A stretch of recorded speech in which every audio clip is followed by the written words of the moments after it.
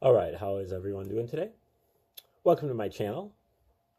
This is an educational channel. We take a look at various theories of everything, ancient and modern, mostly obscure, things that you can base your whole life on, things that you can, um, you know, see as an all-encompassing theory, cosmologies, grand unified theories, tour de forces, and magnum opuses from obscure sources.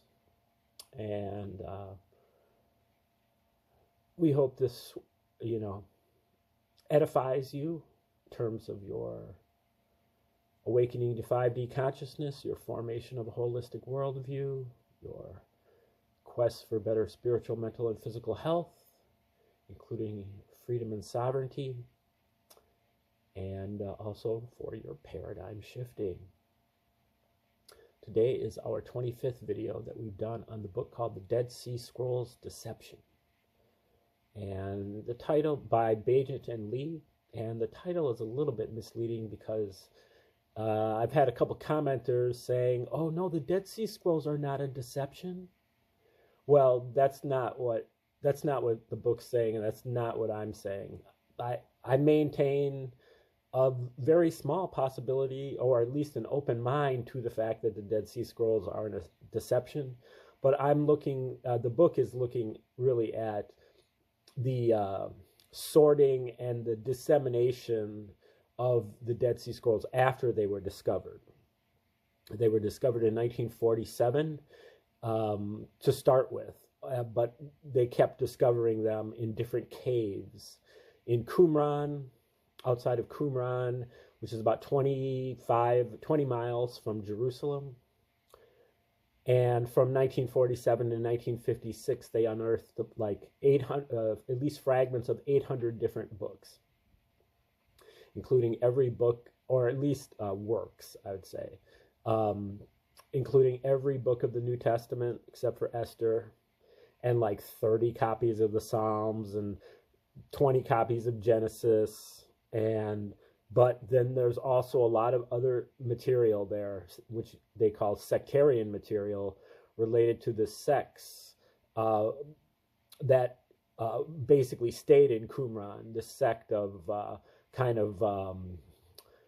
very strong Jews that they were hardcore.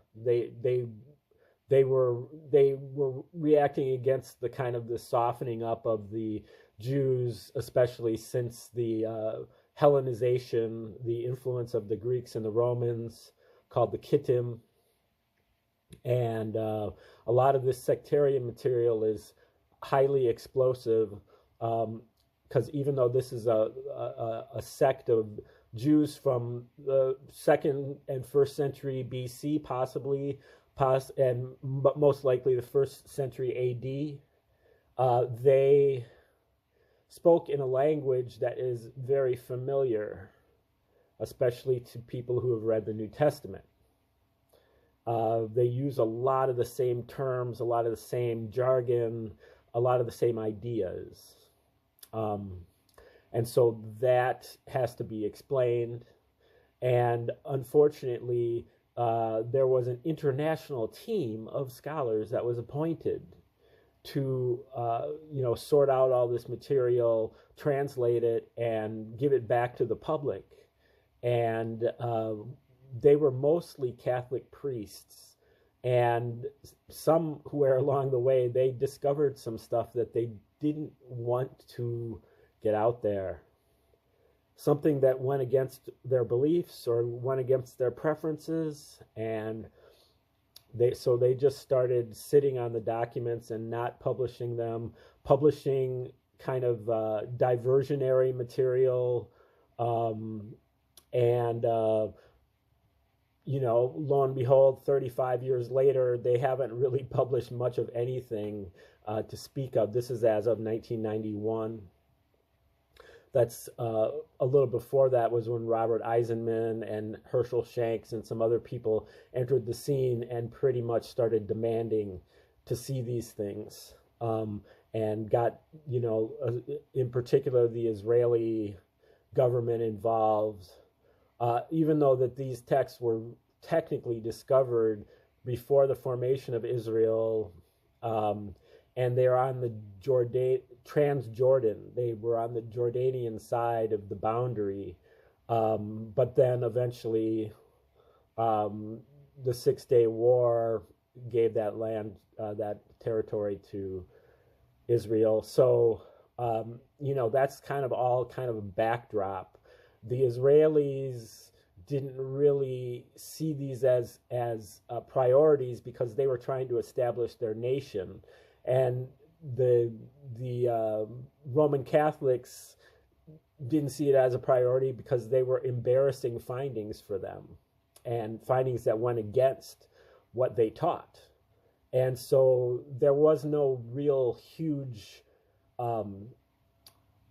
powerful interest into getting these things out to the public until a few scholars started really making a stink of it. A few scholars early on made a stink of it, including John Allegro, who was a member of the international team. Looks like he's the only member of the international team who actually wanted to start publishing stuff. Perhaps coincidentally, he was an agnostic and not a Roman Catholic. And they humiliated him to the point where he basically got out of academia entirely. They tried to humiliate a few other people, but eventually the numbers kind of started adding up. And I believe that most of these Dead Sea Scrolls have been published now. But, certainly I was reading some stuff from Joseph Atwill today, the guy who wrote Caesar's Messiah and Shakespeare's Secret Messiah, which we will definitely be talking about at length. He was saying, well, I was trained in Greek and Latin, from a young age, but I got into computer software because I kind of gave up my Catholic upbringing. And, it wasn't until I started reading the Dead Sea Scrolls that I got interested in this stuff again. And he didn't start reading the Dead Sea Scrolls until the 90s because they weren't out there. So perhaps Joseph Atwill would have started, his whole life might be different if the Dead Sea Scrolls were published at some proximate time to when they were discovered. He could have been reading those in 1961 instead of 1996 or whatever. And the same with me to a certain extent. I grew up and I had very, very little interest in any of this stuff, but perhaps I would have if I would have known about the Dead Sea Scrolls and they would have been available to me. So these people really, with their stalling of like 40 years of getting these out there, that's criminal. It's really... And so this book also goes through a lot of the contents of the scrolls as well. So it's kind of a good primer. That's why we're going through it, and then we're going to go from there into some more ways of trying to decode, especially the New Testament, and then we're going to end up trying to do a full decode of the New Testament using 7 or 8 different ciphers. Okay, now he's talking right now about Josephus, and Josephus, the only author who actually mentions Jesus from the 1st century. And although, Suetonius does in a certain way, but I think he's 2nd century. And Josephus just mentions him in passing. But the important thing that you have to know about Josephus is that he is a member of the Roman royal family. He was officially adopted by Emperor Vespasian, and he was living at the court of the Roman emperors. So he is the only,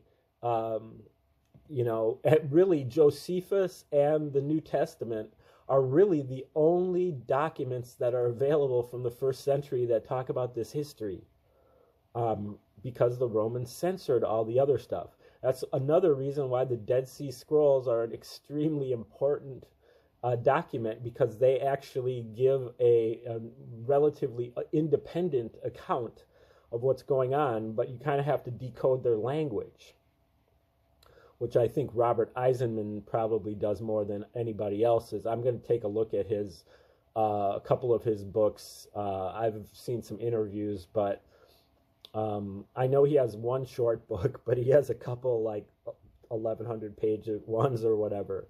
The New Testament Code, and anyway, we will definitely be talking about that. So now we're talking about Josephus, and he's talking about James, the brother of Jesus, who was executed, I believe, in like 64 A.D., and who plays a bit part in the book of Acts, is mentioned in some of the Gospels, but he's basically like the person, the anti-Paul person, the strongest voice of anti-Paul. Okay, the surviving editions of Josephus's Antiquities of the Jews contain only one reference to James, which may or may not be a later interpolation. The Chronicle reports that the Sanhedrin, the religious high court, call before them James, the brother of Jesus, who was called Christ, according to Josephus, accused most improbably of breaking the law. James and certain, and that there is, I believe, there's only one other mention of Jesus in the Antiquities of the Jews, which is 20 books of a history of all the Jews, and Jesus is mentioned offhand twice, once right there and once again a little bit later, which is a little bit more detailed, but it's still just a couple sentences. Accused most improbably of breaking the law, James and certain of his companions are found guilty and accordingly stoned to death. Whether this account is accurate, doctored, or wholly invented, the most important aspect of it is the date to which it refers. Josephus indicates that the events he has described occurred during an interval between Roman procurators in Judea. The incumbent procurator had just died. His successor, Lucius Albinus, was still en route to Palestine from Rome. During the interregnum, effective power in Jerusalem was wielded by the high priest, an unpopular man named Ananus. This allows the account of James's death to be dated at around 62 AD, only 4 years before the outbreak of the revolt in 66. Here then is at least some chronological evidence that James's death may have had something to do with the war that ravaged the Holy Land between AD 66 and 73. All of these dates, except for this, even probably this date, this 62 date, which is the interregnum period, all of this information comes from Josephus. And given that Josephus is the adopted son of the Roman emperor, he's writing propaganda. You can't believe his history. He wrote this War of the Jews, the history of the Roman war against the Jews from 66 to 73. He's falsifying these dates, no doubt. He falsifies the dates to make them line up with Jesus's prophecies. And so there's clearly a connection between Josephus and the New Testament. The New Testament borrows heavily from Josephus to the point where they had to date it, the authors of the New Testament, after the War of the Jews were written, because they know that the people that wrote the New Testament had to have been able to refer to Josephus. So there's so much fishy stuff going on here. They're not really covering it here. They're covering other fishy stuff. But Josephus is not to be trusted. And we trust him with our entire chronology of the first century because he's the only source, because the Russians have censored and destroyed all the other sources, except that they didn't destroy the 4 Gospels and the book of Acts. And probably, really maybe the epistles of Paul as well, and maybe Revelation as well. So there, it's I smell a rat for sure, and that's why we're doing this, because there's something wrong. Nobody ever talks about it. Nobody ever talks about the fact that Josephus is absolutely, definitely has to be considered to be propaganda. That you can't take his history seriously.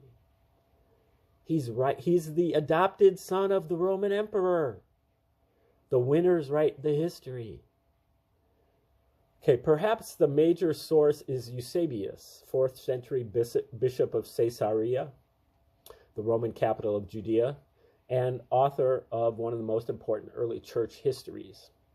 In accordance, now we're all the way to the 4th century, so I mean, as if the Gospels weren't late enough, being written in the 70s and 80s, or really even the 80s and 90s, 50 years after the events of, that they're purporting to talk about with Jesus.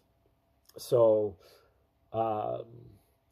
the evidence is utterly weak. The only evidence really, for all of this story here about Jesus is from the Bible itself, the prophecies from the Old Testament, and the eyewitness Gospels and the book of Acts. Those are the only places that where any evidence is given, and it's circular. It's, you can't use the same book, that are trying to make the argument that you're making, citing the Bible is circular reasoning. You've got to be able to establish some other sources for it. They use Josephus, not really knowing what Josephus's real history is. Okay, for further information, however, one must turn to later church historians. So Eusebius, in accordance with the conventions of the time, Eusebius quotes at length from earlier writers, many of whose works have not survived. In speaking of James, he cites Clement, Bishop of Alexandria, from approximately 150 to 215 AD. Clement refers to James, we are told, as the righteous, or, as it is often translated, the just, Zadik in Hebrew. This, of course, is by now familiar Qumranic usage, whence derives the teacher of righteousness, the leader of the Qumran community. According to Clement, Eusebius reports, James was thrown from a parapet of the temple and then beaten to death with a club. Later in his chronicle, Eusebius quotes extensively from a 2nd century church historian, Hegesippus. All of Hegesippus' works were reputedly extant as late as the 16th or 17th century. Everything has since disappeared, though copies may well exist in the Vatican as well as in the library of one or another monastery in Spain, for example. At present, however, almost everything we have by Hegesippus is contained in the excerpts from his work cited by Eusebius. Quoting Hegesippus, Eusebius states that James the righteous was holy from his birth. Quote, he drank no wine, ate no animal food, no razor came near his head. He did not smear himself with oil and took no baths. He alone was permitted to enter the holy place, the Holy of Holies, in the temple, for his garments were not of wool, but of linen. He used to enter the sanctuary alone and was often found on his knees beseeching forgiveness for the people so that his knees grew hard like a camel's. Because of his unsurpassable righteousness, he was called the righteous and bulwark of the people. End quote. At this point, it is worth interrupting the text to note certain intriguing details. James is said to wear linen or priestly robes. This was the prerogative of those who served in the temple and belonged to one of the priestly families. Traditionally, the Sadducean aristocracy, who during the first century came to an accommodation with Rome, and the Herodian dynasty of Roman puppets.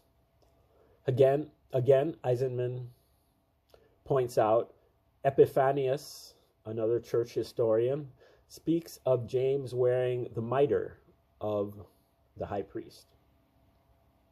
Then, too, only the high priest was allowed to enter the Holy of Holies, the inner sanctum and most sacred spot in the temple. What, then, can James be doing there? And without eliciting any explanation or expression of surprise from church historians, who seem to find nothing untoward or irregular in his activities. Did he, perhaps by virtue of his birth, have some legitimate right to wear priestly apparel and enter the Holy of Holies? Or might he have been acting, as Eisenman suggests, in the capacity of a kind of opposition high priest, a rebel who, defying the established priesthood's accommodation with Rome, had taken upon himself the role that they had betrayed? Certainly, the established priesthood had no affection for James. According to Hegesippus, the scribes and Pharisees decide to do away with him, so that the people will be frightened and not believe him. They proclaim that even the righteous one has gone astray. And to invoke a quote from the Old Testament, in this case from the prophet Isaiah, Isaiah 3:10, to justify their actions.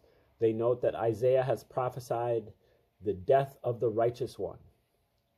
In murdering James, therefore, they will simply be bringing Isaiah's prophecy to fulfillment.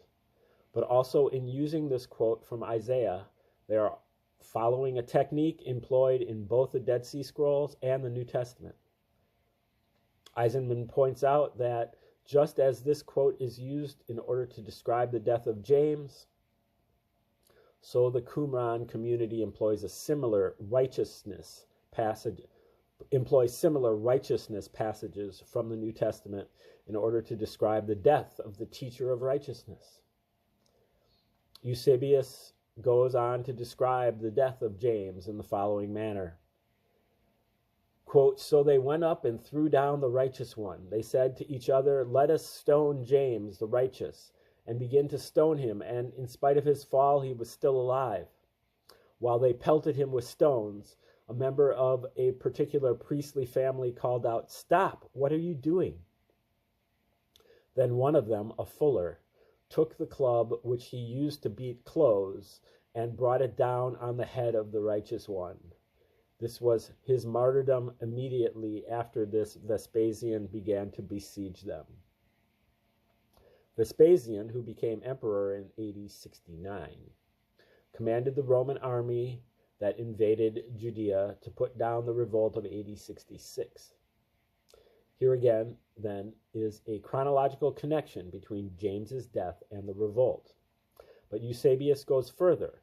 The connection for him is more than just chronological. The entire siege of Jerusalem, he says, meaning presumably the whole of the revolt in Judea, was a direct consequence of James's death, for no other reason than the wicked crime of which he had been the victim. To support this startling contention, Eusebius invokes Josephus. The passage of Josephus he quotes, although no longer to be found in any extant version of Josephus, was unquestionably what Josephus wrote, because Origen, one of the earliest and most prolific of the church fathers, quotes precisely the same passage. Well, so why couldn't Eusebius have gotten it from Origen then. Anyway, referring to the revolt of AD 66 and the Roman invasion that followed, Josephus states that these things happened to the Jews in requital for James the Righteous, who was a brother of Jesus known as Christ. For though he was the most righteous of men, the Jews put him to death. From these fragments pertaining to James, a scenario begins to take form. James, the acknowledged leader of the early church in Jerusalem, represents a faction of Jews who, like the Qumran community, are zealous for the law. This faction is understandably hostile toward the Sadducee priesthood and the high priest Ananus, appointed by Herod, who have betrayed their nation and religion by concluding an accord with the Roman administration and its Herodian puppet kings. So intense is this hostility that James arrogates to himself the priestly functions which Ananus has compromised. Ananus's supporters respond by contriving James's death. Almost immediately thereafter, the whole of Judea rises in revolt, and Ananus is himself one of the first casualties, assassinated as a pro-Roman collaborator. As the rebellion gains momentum, Rome is forced to react, and does so by dispatching the expeditionary force under Vespasian. The result is the war, which witnesses the sack of Jerusalem and the destruction of the temple in AD 68, and which does not end until the fall of Masada in AD 74. The only uncertain element in this scenario is the nature and magnitude of the part played by James's death. Did it merely coincide chronologically, or was it, as Josephus and Eusebius assert, the primary causal factor? The truth almost certainly lies somewhere in between. The revolt stemmed from enough contributing factors for the historian not to have had to fall back on James's death as a sole explanation. On the other hand, the evidence unquestionably indicates that James's death was not just a marginal incident. It would seem to have had at least something to do with the course of public events. In any case, James, as a result of Eisenman's analysis, indubitably emerges as a more important personage in first century history than Christian tradition has hitherto acknowledged, and the early church emerges in a very different light. It is no longer a congregation of the devotees eschewing politics and public affairs, pursuing a course of personal salvation and aspiring to no kingdom other than that of heaven. On the contrary, it becomes one of the manifestations of Judaic nationalism at the time, a body of militant individuals intent on upholding the law, deposing the corrupt Sadducee priesthood of the temple, toppling the dynasty of illegitimate puppet kings, and driving the occupying Romans from the Holy Land. In all these respects, it conforms to conventional images of the zealots. But what has all this to do with Qumran and the Dead Sea Scrolls? From the Acts of the Apostles, from Josephus, and from early Christian historians, there emerges a coherent, if still incomplete, portrait of James, the Lord's brother. In quotes. He appears as an exemplar of righteousness, so much so that the just or the righteous is appended as a sobriquet to his name. He is the acknowledged leader of a sectarian religious community whose members are zealous for the law. He must contend with two quite separate and distinct adversaries. One of these is Paul, an outsider who, having first persecuted the community, then converts and is admitted into it, only to turn renegade, prevaricate, and quarrel with his superiors, hijack the image of Jesus, and begin preaching his own doctrine. a doctrine which draws on that of the community but distorts it. James's second adversary is from outside the community, the high priest Ananus, head of the Sadducee priesthood. Ananus is a notoriously corrupt and widely hated man. He has also betrayed both the God of the people of Israel by collaborating with the Roman administration and their Herodian puppet kings.